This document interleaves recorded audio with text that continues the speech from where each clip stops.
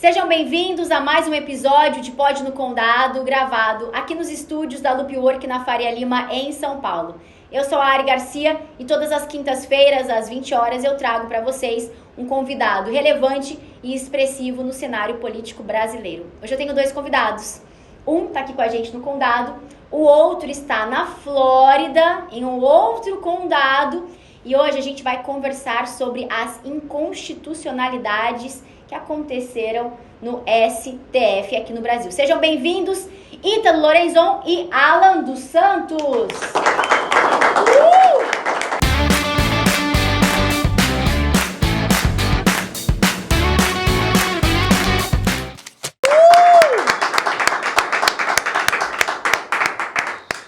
Cadê o nosso... Uau! Eu acho que eu inverti a ordem, mas é isso. Alan tá na Flórida, Ítalo tá aqui com a gente. Eles são os fundadores do Terça Livre. Muito obrigada por terem aceito o meu convite prontamente. Obrigado, Ari. Obrigada, Ítalo. Obrigada, viu, Alan?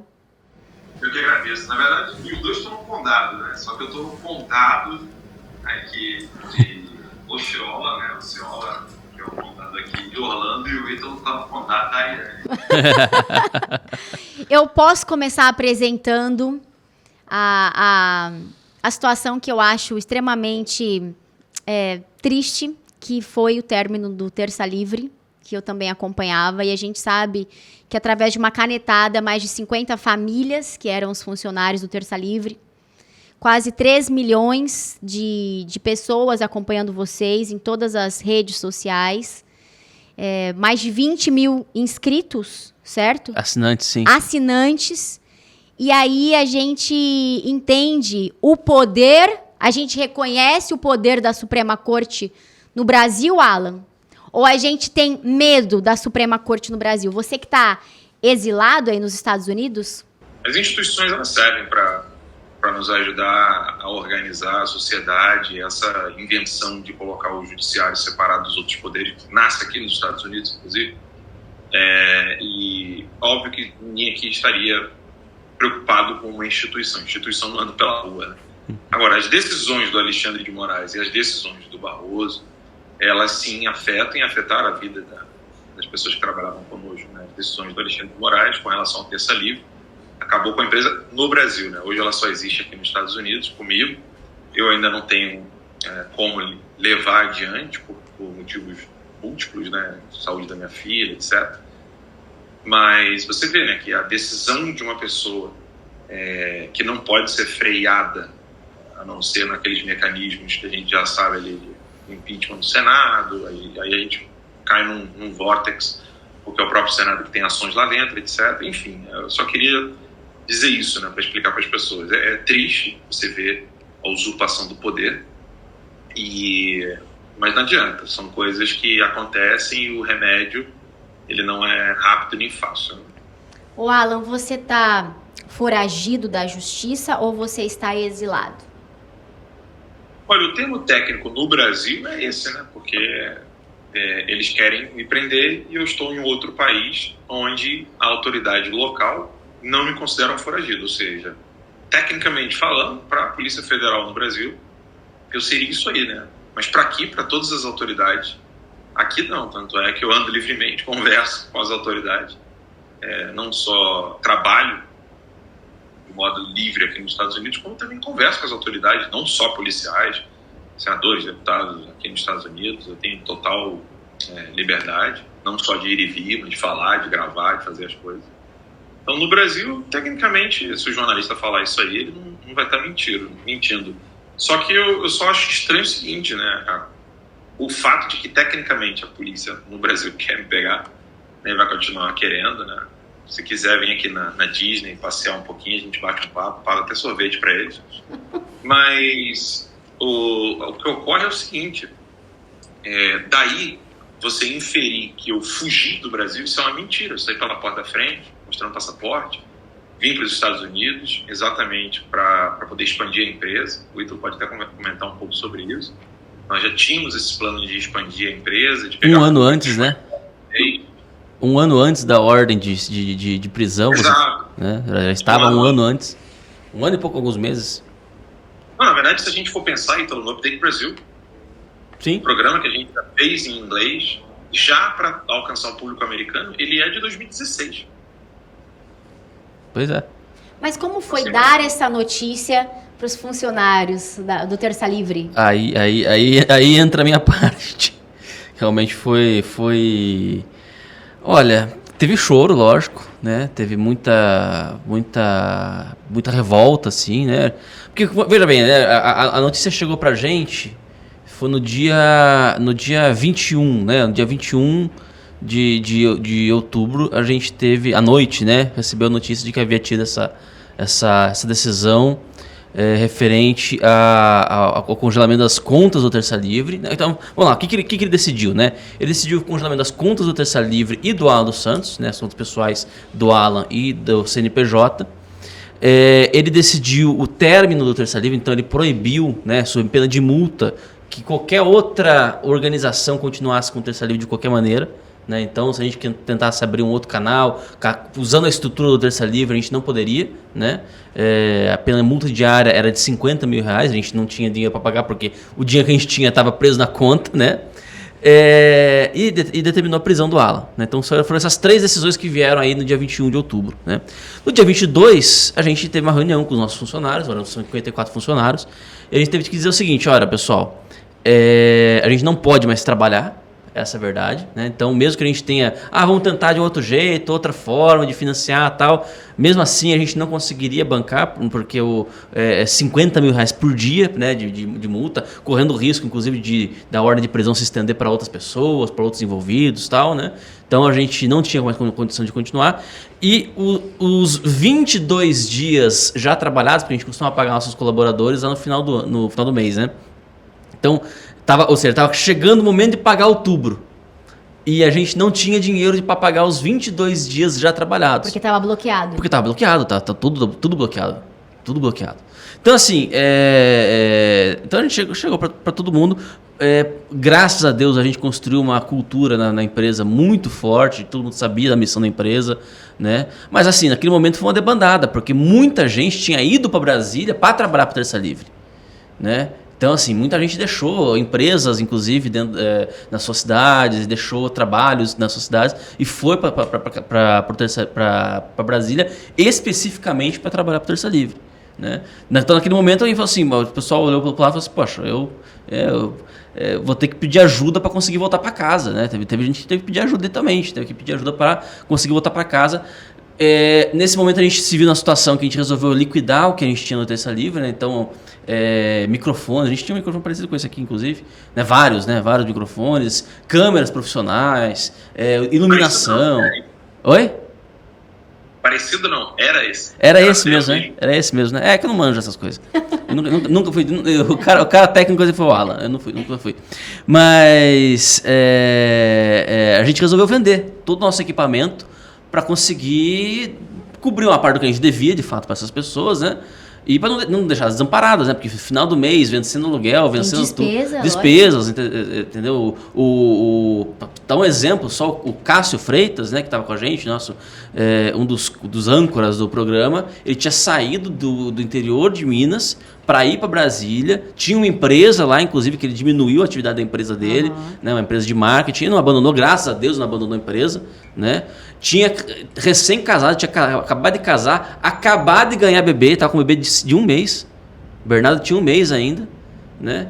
E ele estava afastado da empresa para cuidar do bebê e recebeu a notícia. Falou assim, olha, a empresa que você está acabou, filho. Entendeu? E a gente teve que dar o nosso jeito, né? Volto a dizer, graças a Deus ele não abandonou a empresa dele totalmente, né? Ele continuou, mas com um número reduzido. Então, você teve que retomar, né? Teve que voltar para a sua cidade natal, teve que retomar a sua atividade empresarial, né? Pleno vapor, etc, né? Porque realmente foi uma coisa que pegou todo mundo desprevenido. Eu tive que pedir ajuda no dia seguinte, fiz uma live no meu canal pessoal para conseguir dinheiro para pagar a minha mudança.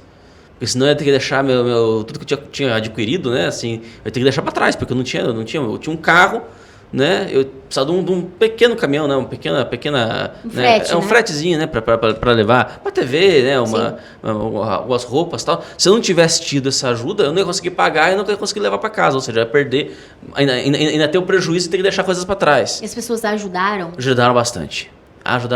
Uma coisa, olha, o Terça Livre isso, assim... quando a gente começou o Terça Livre, até para lembrar disso aqui, porque o Alan ele trabalhou no Church Militant antes do Terça Livre, né? E o Church Militant era muito mantido por doação. E quando a gente começou o Terça Livre, a gente falou assim, não, isso aí não vai dar certo no Brasil. O brasileiro não tem essa cultura, o brasileiro não tem essa coisa essa pegada de ajudar, de acreditar num projeto, assim, não, eu vou bancar, né? E olha, a gente conseguiu 21 mil assinaturas, um ticket médio aí eram vários produtos, né? Algo em torno de R$30 cada uma, né? Então você calcula aí 21 mil vezes 30, né? E muita gente só fazia assinaturas para ajudar mesmo. Porque a gente via ali... Às vezes não consumiu o produto. Não consumiu o produto, porque a gente tinha essa estatística, Monitoramento. Então, assim, muita gente que fazia, renovava depois de um ano. E você vê, o cara nunca entrou no produto, mas ele renovava. Sim. Entendeu? Renovava manualmente. Apoio. Exatamente. Então, assim, realmente isso aí, isso nunca desamparou a gente mesmo, né? Mas não dava para ter só isso, né? Então, a gente estava na nossa ideia de expandir o nosso negócio, estava tentando ir para a TV, estávamos tentando ir para a rádio. Um dos motivos pelo qual a gente tinha equipamentos, né, caros ali à disposição para poder vender depois é justamente porque a gente estava comprando equipamento para ir para a TV e para a rádio. A gente estava assim, na portinha. Deixasse mais 1 mês, 2 meses, a gente estava pelo menos na rádio. Entendi. Pelo menos na rádio a gente já estava, né, em nível nacional. Então, assim, a gente estava nesse projeto mesmo, mas assim, foi abortado. Ô, Alan, eu trouxe esses dias aqui... Eu trouxe... Não, aqui tem um ponto. Não, eu só queria acrescentar um ponto aqui, que é o seguinte. A gente não teve acesso a nenhuma decisão. Isso é importante. O que a gente ficou sabendo do fim da empresa foi pela imprensa. Não teve ninguém que chegou lá na porta da empresa, bateu e falou assim, tá aqui, a decisão é essa, tá aqui a decisão do ministro. Não, nada disso. Foi tudo clandestino, essa é a palavra, de modo clandestino. A imprensa teve acesso primeiro e até hoje nossos advogados não tiveram acesso aos autos. Outra tamanha estranheza dessa decisão autoritária. Se o Ítalo, o Max, eu e o Cássio, nós quiséssemos fazer uma outra empresa ou trabalhar para um outro lugar com um nome distinto, também não podia, porque a instituição que existe aqui nos Estados Unidos, chamada Artigo 220, está inscrita inclusive aqui na Flórida, ela na época cedeu todos os direitos, o Terça Livre cedeu todos os direitos para que Ítalo, eu, Max, Cássio, nós pudéssemos trabalhar na instituição Artigo 220. Hoje eu comprei, ela é minha também. Então hoje o Artigo 220 está tudo parado, né? Mas o Artigo 220 e o Terça Livre estão comigo aqui nos Estados Unidos. Mas nem o Artigo 220 poderia existir. Ou seja, a decisão do Alexandre de Moraes é uma coisa assim, uma decisão da alma, entendeu? Da empresa. A empresa não podia existir com o nome de Terça Livre, ela não podia existir com o nome de Artigo 220 e ela não pode existir com o nome de ninguém. Porque a decisão do Alexandre de Moraes, ela não tem uma pessoa jurídica específica. Entendeu? Então, mas qual crime foi atribuído ao Terça Livre? Crime nenhum, só suspeita. Mas suspeita da prisão? Não, porque veja bem, olha só, interessante, né? Isso aqui, talvez quem está nos assistindo não esteja entendendo, né, o processo como é que ele decorre. Existe um negócio chamado inquérito. Primeiro, então, você abre o inquérito. Vamos ver se houve... assim, tá tendo uma fumaça, tá deixando um cheiro de fumaça. Vou ver se essa fumaça existe mesmo, ou se é só um cheiro, tal, não sei o quê. Né? Essa fase do inquérito, ou seja, vou ver se teve o crime. Vou ver se teve realmente o crime. Uma vez tendo um inquérito, estabelecendo já que houve o crime, ou seja, teve a materialidade do crime, e a autoria mais ou menos está estabelecida, né? Ou seja, a grande suspeita, aí eu faço a denúncia. E aí, de fato, aquela pessoa que é a principal suspeita de que de fato praticou aquele crime, ela é denunciada, ela vira réu, ela vira ré, né? O Alan dos Santos, ele nunca virou réu. Ele nunca foi denunciado por nenhum crime. Até agora, o Alexandre de Moraes, juridicamente falando, ele ainda está tentando decidir se o Alan dos Santos, se houve algum crime e se, em havendo crime, o autor é o Alan dos Santos. Ele ainda não tem, juridicamente falando, ele não sabe nenhuma dessas duas coisas. No entanto, é engraçado que as declarações dele vão num outro sentido.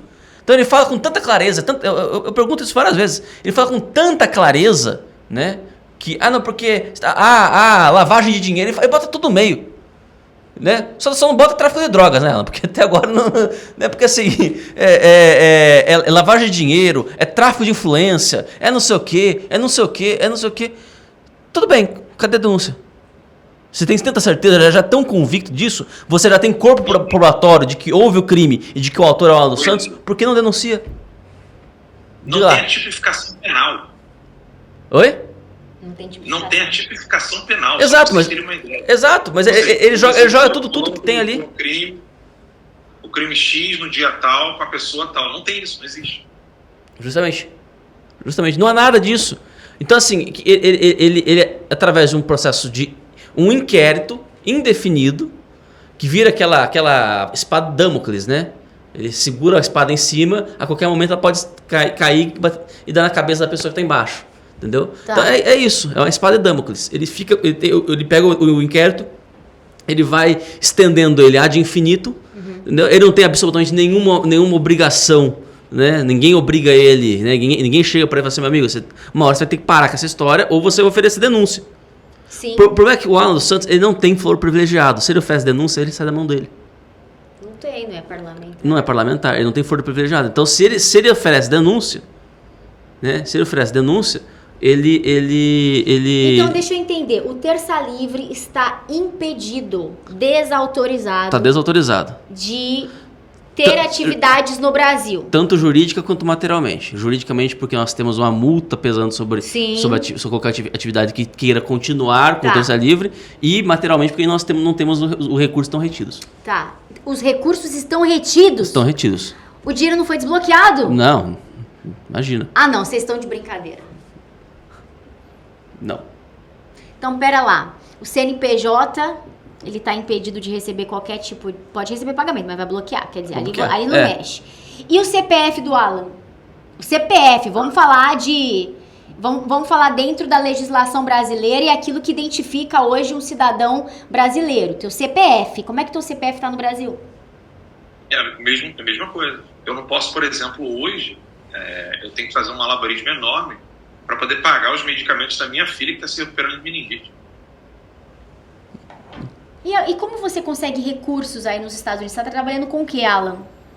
Não, aqui inicialmente eu estava trabalhando com o meu site, que vai ser restaurado em breve. O Alexandre de Moraes mandou derrubar o site na empresa que eu estava usando, né, que era o Wix. O próximo agora ele não vai derrubar de jeito nenhum, eu vou fazer de modo diferente. Mas como assim? Ele conseguiu canetar aí nos Estados Unidos? Não, operações? Ele faz o seguinte, ele evita que o brasileiro acesse o site. Então porque para que a pessoa acesse o site no Brasil, tem que passar pelos provedores. Sim. Então ele notifica os provedores brasileiros e diz assim, olha, brasileiro não pode acessar. Então, se você usar VPN, você consegue acessar.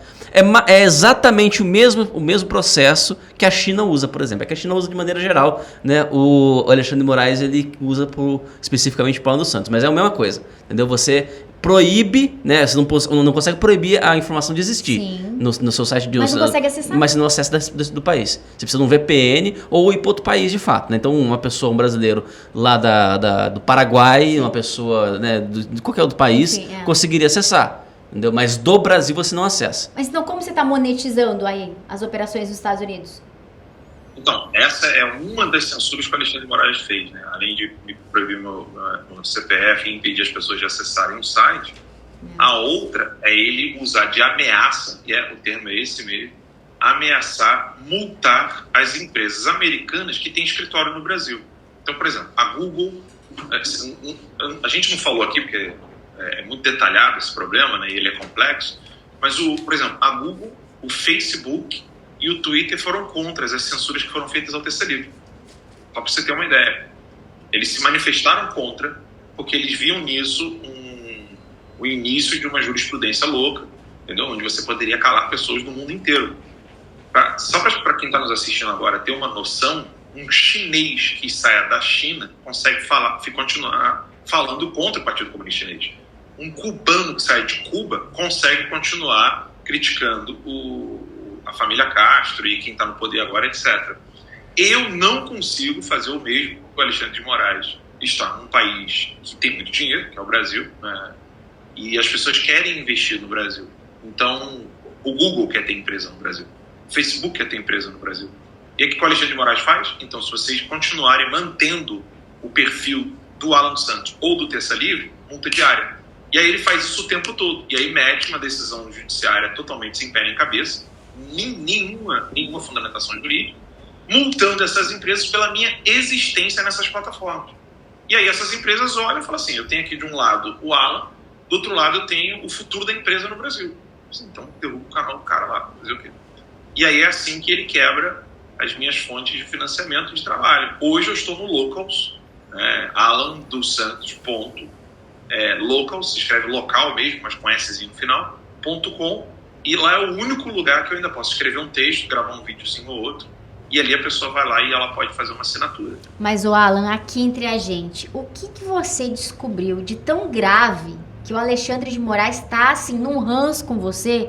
Porque, de qualquer maneira, a gente percebe que parece que tem algo pessoal, não sei, porque isso não transfere pra você. Não, e, não é? Pessoalmente não. Pois é. O que você aprontou, Alan? Fala a verdade. Eu não acho que foi algo que eu tenha feito no sentido de denúncia de jornalista. Também, isso pesa muito. Você acha que ele tem medo de você? Não, mas é o fato de eu não ter dobrado a ele. Porque até hoje, eu vou continuar sempre dizendo, até eu morrer, que o Alexandre de Moraes é um moleque e ele não vai conseguir fazer comigo o que ele fez com os outros. Colocar medinho. Comigo ele não vai, não. Eu tô embasbacada, sério, que ainda o dinheiro tá bloqueado, porque poderia ter entregue isso pras famílias, enfim, de alguma maneira não tem como ajudado no tratamento, no tratamento da filha dele que precisa do dinheiro. E até a descoberta da doença, né, foi logo ali no início, quando você tinha ido aos Estados Unidos, e a ideia talvez era vocês terem uma vida fora, né, e aí logo descobriu, e aí esse dinheiro todo bloqueado. Vocês recebem, você aí nos Estados Unidos, recebe doações das pessoas, elas te ajudam? Isso. Elas ainda se prontificam a te ajudar? Porque é uma maneira muito arbitrária tudo isso, inconstitucional. Eu não tô vendo nada de legalidade nisso, nessa atitude. Bem pouco, né, perto do que eu tinha. Tanto é que hoje, por exemplo, eu tô numa casa de um amigo que favoreceu isso aí, né, pra eu poder estar morando numa casa. Eu tinha uma casa alugada de 5 quartos, esperando minha família na Virgínia, onde tinha o estúdio do Terça, etc. Tive que me morar na Flórida exatamente para isso, para poder receber a ajuda das pessoas, né? Essa semana mesmo eu ganhei uma doação de um sofá, por exemplo. Então, eu consigo manter com muita dificuldade hoje o estúdio. Eu não estou lá hoje porque realmente eu estava na correria, não deu tempo de chegar no estúdio, mas eu tenho um estúdio que eu consigo manter ali em Celebration, na Flórida. Eu falo endereço, falo tudo. E nego falar, ele é foragido, é isso aqui. Foragido com o endereço mais conhecido. Mais fácil de encontrar. Aí as pessoas ajudam, né? Tem assinatura, né? Onde eles têm acesso a algumas coisas. Eu vou voltar com o site com as aulas antigas, cursos que nós temos, etc. Mas vai demorar um pouco porque eu estou com uma pessoa que se voluntariou a refazer o site. É meio chatinha essa coisa, né, de HTML, etc. Mas Ítalo, parar não vou. E o Ítalo, bom, você agora é candidato. Sou. A estadual? Federal. Federal aqui por São Paulo. Aqui por São Paulo, justamente. Filiado ao PTB. Isso. É uma maneira de você conquistar o foro privilegiado? Não, foro privilegiado não, porque o foro privilegiado para mim me desprivilegia, né? Porque a minha segurança, a segurança da nossa saúde é não ter foro privilegiado, porque a gente tá fora, sai da mira do STF. Se eu me elejo agora, eu entro na mira do STF. Então não é esse o objetivo. Qual é? Não é esse o objetivo. O meu objetivo é ter alguma voz política, né? Embora eu sustentei muito no Terça Livre, né? E ainda hoje no meu trabalho, que o verdadeiro locus do poder não é o cargo, né? A longo prazo, pelo menos, né? É sempre atividade cultural. Isso, enfim, a gente vai falar um pouquinho sobre isso daqui a pouco, mas a diferença entre importante e urgente. Eu me vi numa situação em que é urgente agir de maneira política. É urgente ter uma voz lá dentro que comece a falar com mais veemência, com mais conhecimento de caso, né? O que a gente está passando, qual é o problema da liberdade de expressão no Brasil, o quanto isso está em risco, o quanto todas as outras liberdades e garantias fundamentais estão em risco.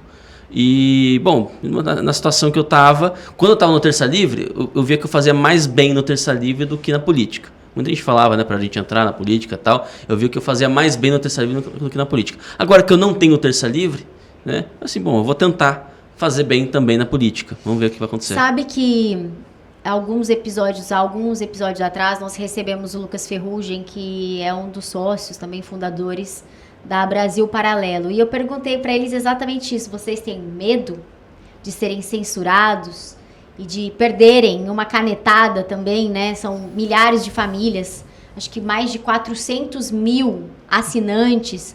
Também está numa proporção que hoje estaria o Terça Livre também. E ele disse que sim, né? Num país democrático de direito, a gente está vivendo o quê? Uma censura velada? Nem é mais velada, né?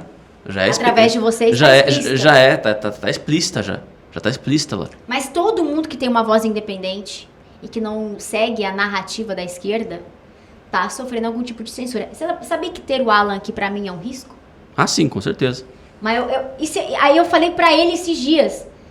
Eu falei, Alan, se eu não fizer, sabe quantas pessoas vão ser caladas? E eu quero mesmo, sabe o que? Derrubar esse estereótipo de que mulher é fraca, de que mulher não tem voz, de que mulher não se posiciona. Eu não preciso estar numa cadeira no parlamento para eu ter voz. Eu posso ter voz aqui de maneira independente. É só a gente se unir. Não se unir contra uma pessoa, Ítalo. Não é nada disso, Alan. A gente quer se unir contra um sistema que querem implantar de totalitarismo. A gente não quer essa... Eu prefiro que o meu inimigo seja declarado. Eu prefiro que alguém fale, eu não gosto de você, e eu vou te caçar, do que aquele inimigo velado, entendeu? Que fica ali por trás da cortina querendo me derrubar. Perfeito. Você falou um termo correto, né? Totalitarismo mesmo. Porque qual que é a diferença entre totalitarismo e autoritarismo? É que o totalitarismo, ele sempre tem um domínio também da linguagem. Ele tem uma ênfase na linguagem que o autoritarismo não tem. O autoritarismo ele é um governo autoritário, né? Por exemplo, sei lá, pega o Salazar em Portugal, ou o Franco, né? na Espanha. Né? Eram governos autoritários. Né? Então você tinha ali, né? O Franco era o generalíssimo. Ele não tinha vergonha, ele falava que ele era. Né? Não, eu sou né, o governante da Espanha, vou ficar aqui até eu morrer e eu que mando essa porcaria aqui. Entendeu? Ali você não tinha o disfarce. Né? O totalitarismo ele sempre se implementa através do domínio da linguagem. É sempre através do domínio da linguagem. Por quê? Porque quando você domina a linguagem, você tira das pessoas a capacidade de reação. As pessoas não percebem o quanto a linguagem é importante até ela não conseguir explicar a situação em que ela está. Até ela está numa situação de aflição e não saber explicar o que ela está passando. Então a linguagem ela é essencial para que você saiba agir sobre o que está acontecendo. Eu falo, por exemplo, dou um exemplo para vocês. A gente tem o hábito de chamar o Lula de Lula ladrão, né? Lula ladrão, etc. Olha, o fato da gente só ter ladrão para chamar o Lula já mostra a pobreza de linguagem que a gente está. Porque o problema do Lula não é que ele roubou. O problema do Lula, né? Lógico, né? Ele financiou ditaduras que mataram pessoas. Eu falo, ele é só ladrão? Eu falo o seguinte: ele não roubou para pagar puta e champanhe. Entendeu? Ele roubou para financiar a Venezuela, para financiar Cuba, entendeu? Isso é infinitamente mais grave do que qualquer ladrão. Eu vou arriscar dizer que o Lula tem sim sangue nas mãos. Pois é. E quem apoia ele é também co-participativo de tudo isso que está acontecendo. Mas você percebe que ainda é difícil você convencer o brasileiro médio. Convencer não, né? Ainda é difícil você achar um brasileiro médio, né, que sabe essas informações. Para ele o problema do Lula, o petrolão, né, o mensalão, né? Gente, mensalão foi uma tentativa de golpe de Estado. As pessoas não falam isso, meu Deus do céu. Mensalão não foi corrupção, não foi roubo de dinheiro, foi um golpe de Estado. Porque você, através do mensalão você queria transformar a democracia numa roda de gelo em falso. Ou seja, não importa quem você bota no Congresso, vai continuar sendo o interesse do PT que vai ser passado e vai continuar tendo votação. A votação não vai parar. A eleição vai continuar para sempre. Daqui 50 anos vai ter eleição ainda e a gente vai estar achando que está numa democracia. Engraçado que o Lula, ele enchia a boca, né, pra falar que nas eleições a concorrência era da esquerda com a esquerda. Quer dizer, de qualquer maneira a gente vai ganhar. Essa hegemonia, ela era tão ácida para o Brasil que quando nós tivemos uma chance, porque perdemos ali o doutor Enéas, que poderia ter sido, sim, uma pessoa para gerir e governar no Brasil, enfim... nós temos uma outra oportunidade que hoje é o Jair Bolsonaro. Fora dele não existe na direita outro candidato. Então essa bipolarização, ela vem de maneira assertiva no momento perfeito para o Brasil. Só tem dois lados e cada um conforme os seus valores, os seus princípios e naquilo que você acredita, você escolhe. É óbvio que... Quebramos a hegemonia da esquerda no Brasil. É óbvio que você vai ter um momento de bipolarização, né, como você colocou. É óbvio que vai ter esse momento, porque antes você tinha uma situação de Pax Romana. Não era paz, não era tranquilidade, não era normalidade. Você tinha uma situação em que havia um domínio, uma hegemonia da esquerda, porque a esquerda dominava a mídia, a esquerda dominava a universidade, a esquerda dominava as ONGs. Então tudo que era produzido em termos de nomenclatura, o nome das coisas, era tudo definido milimetricamente pelo interesse da esquerda. Tudo era... você veja, por exemplo, antigamente eles usavam muito o termo aquecimento global. Aí eles perceberam que estava pegando mal, porque estava fazendo um frio do cacete, né? Aí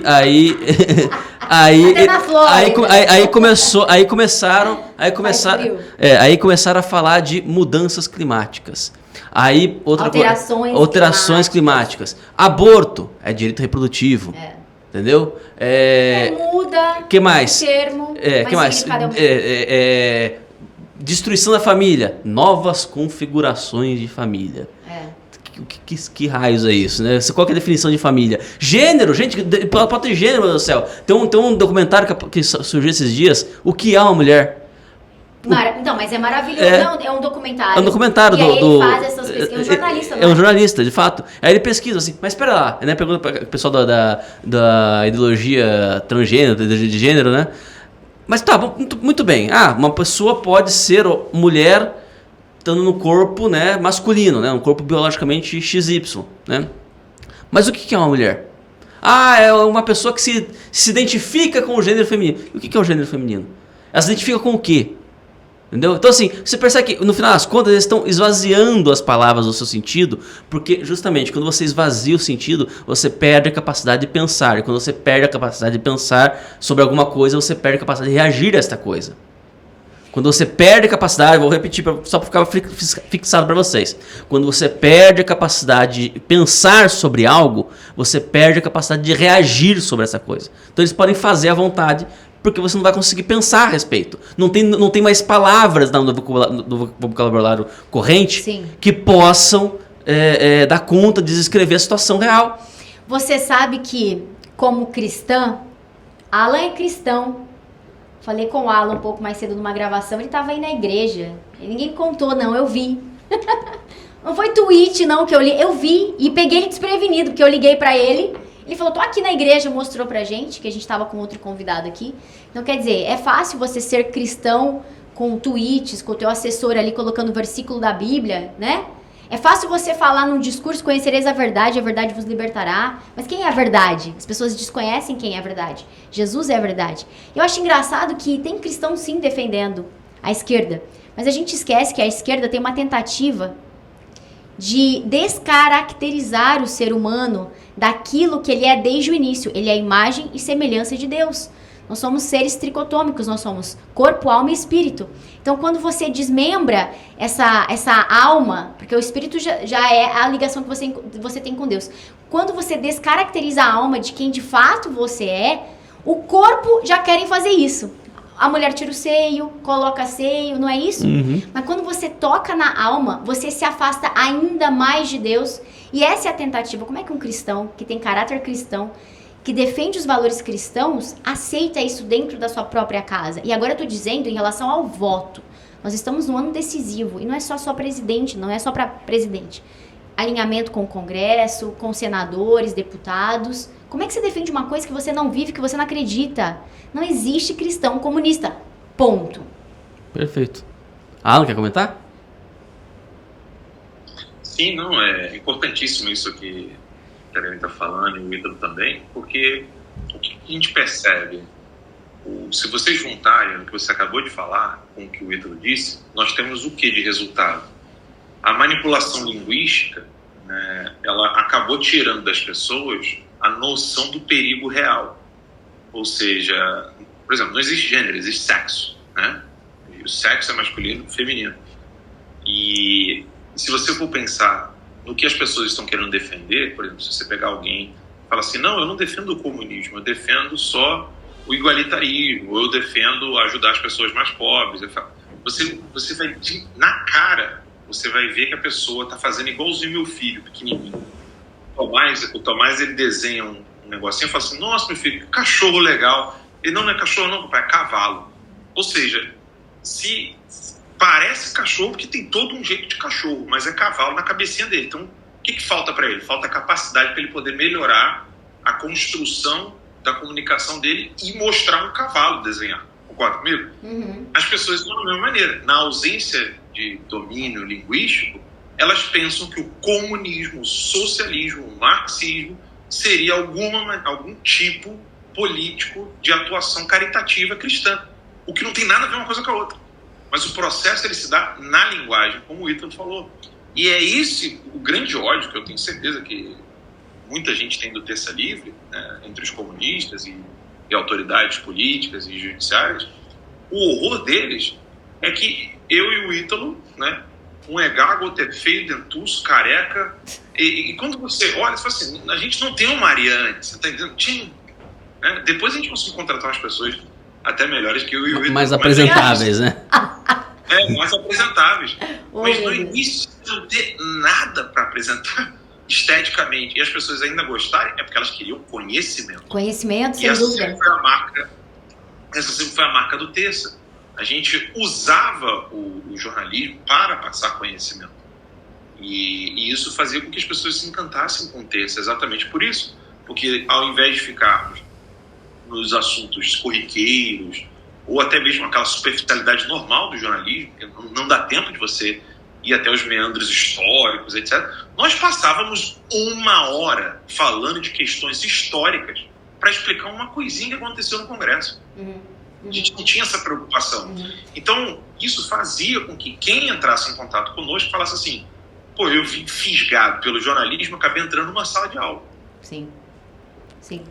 Eu sei que eu não tenho a capacidade, eu estou buscando conhecimento para chegar no nível intelectual e de conhecimento que vocês têm em relação principalmente à história do Brasil, a importância daquilo que foi omitido, que foi escondido do brasileiro, que é a nossa história.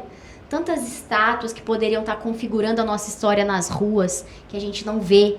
E o pouco que tem, a esquerda quer tacar fogo, né? Então, assim, eu sei que eu não tenho ainda, mas eu vou chegar no nível de vocês e quem sabe um dia a gente não compõe essa bancada. Você falou aqui, você acendeu uma faísca em mim. Tem que ser na Flórida. Vamos ver se eu consigo passaporte sanitário? Que todo mundo tem as suas limitações, né? Então, isso também é uma das questões aí que eu tô limitada a viajar para os Estados Unidos, que ainda exige o passaporte sanitário. Mas quem sabe numa próxima. E você sabe que eu tô recebendo um sinalzinho aqui que o nosso tempo acabou? Mas, Ítalo, eu preciso te agradecer pelo momento que você esteve com a gente, saiu da sua cidade, veio aqui dispor este momento de qualidade com a gente, de ensinamento. Alan, obrigada por estar aí 1 hora a menos de fuso. Tava aí almoçando e conectou e falou, Ari, vamos atender e tá aqui com a gente, enfim, o dia todo acompanhando a nossa programação. Obrigada mesmo. E eu torço para que este pesadelo acabe, que Deus, de maneira soberana, que a gente sabe que só Deus é soberano, que ele haja, sabe, na mente dessas pessoas. Que a gente sabe que é uma perseguição totalmente incoerente, mas que traga clareza, né? Porque não é só o Alan, é a família, é a filha, é a esposa. Foram essas 54 famílias impactadas. Enfim, milhares de pessoas que sentem a falta de vocês. Eu espero que essa situação acabe, este ciclo acabe, para que inicie um ciclo próspero de mais informação, mais conteúdo, e que a gente consiga alimentar essa geração com aquilo que de fato interessa. Obrigado, Ari. Valeu, Maninho. Eu que agradeço, obrigado a todos. Eu peço só orações, né, pela minha filhinha, para o reencontro da minha família, 2 anos sem nos vermos, né, então conto com o apoio de vocês e pedir, né, para as pessoas de São Paulo para que possa colocar o Ítalo lá no Congresso e e a gente continuar tocando terror aí, né? A gente não, né? Porque o Ítalo vai só fazer um trabalho bem feito. Eu espero em Deus que isso possa acontecer. Porque, de fato, a luta não pode parar, né? Não, a luta não pode parar. Você vê que temos um soldado nos Estados Unidos exilado. E por que não? Por que não Deus não tem levantado outras pessoas aqui? O podcast é uma ferramenta que Deus, de alguma maneira, está levantando outras pessoas. Olha a quantidade de pessoas que nós temos aqui. Justamente. A luta não pode parar. E que se for da vontade de Deus, vai continuar. E se amanhã eu cair, Deus levanta outro. Alan, aquilo que é de Deus, homem nenhum, absolutamente nenhum, tem poder para fechar. Eu sempre aprendi que o diabo ele tem força, mas o poder está em Deus. É por isso que um cai, Deus levanta mais um monte. Isso aí. Que isso acabe logo, que você volte ao Brasil e a gente quer te receber aqui de braços abertos. Eu quero gravar a chegada dele aqui. Tô profetizando a sua vida. E aproveitar a nossa audiência para você se inscrever aqui no nosso canal. Pode no Condado seguir as nossas redes sociais do Ítalo. Alan, foi derrubado? Já foi banido? Ou tem alguma que pode localizar ele? Como é que é ela? Como que é, Alan? Então, toda hora cai uma, né? Lá no Instagram eu tô com o novo Alan 15 e fixo é o Getter, né? O Getter, isso. Fixo. Entendi. Anos. Gente, quinta-feira que vem eu volto com um novo convidado. Se inscreva no nosso canal, siga nas nossas redes sociais. Todos os dias a gente posta ali uma pílula, um recorte bastante interessante para informar e levar conhecimento também para vocês. E na próxima quinta-feira a gente se encontra aqui no Pode no Condado. Fique com Deus. Tchau.